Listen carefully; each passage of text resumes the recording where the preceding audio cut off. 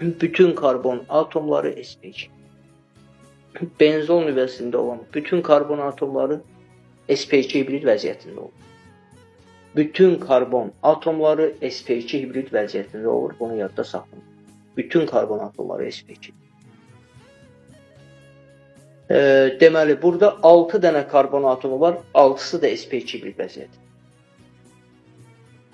Bu da niyə əslində belədir? Çünki benzol nüvəsi əslində bu dairə olmasa, bunu belə də biz demişdik. Uşaqlar necə demişdik? Buna bax, 3 dənə burada 2 qat rabitə var.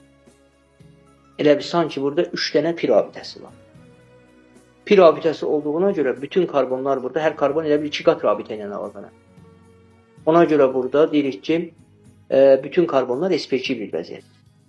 O dairə ilə də onu niyə göstərirlər? Orada elə bil ki, hər karbon sp2 olanda, biz bilirik ki, uşaqlar, karbonun deməli 1s, 3p'si var. sp2 olanda hər bir karbonun hibridləşmədə iştirak eləməyən bir dənə p orbitalı olur, yoxsa olmur? sp2 olanda hər bir karbonun hibridləşmədə iştirak eləməyən bir dənə p orbitalı olur, yoxsa olmur?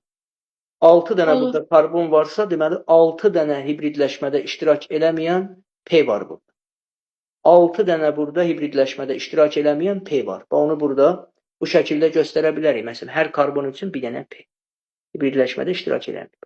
Onları burada belə dairə şəklində göstərəndə onu bu şəkildə göstərir.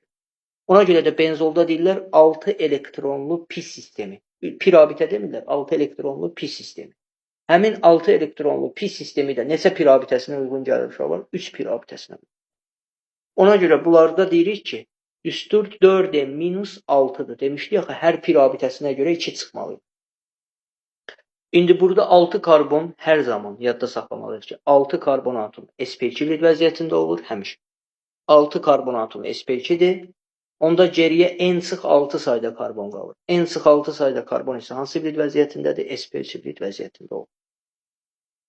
Onda istənilən aromatik karbohidrogenda sp2 hibrid orbitallarının sayını demək olar, uşaqlar, yoxsa olmaz? Olar.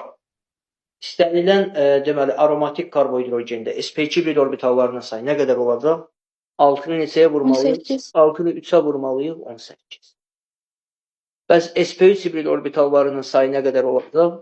n-6-nı neçəyə vurmalıyıq? 4-ə vurmalıyıq. 4n-24.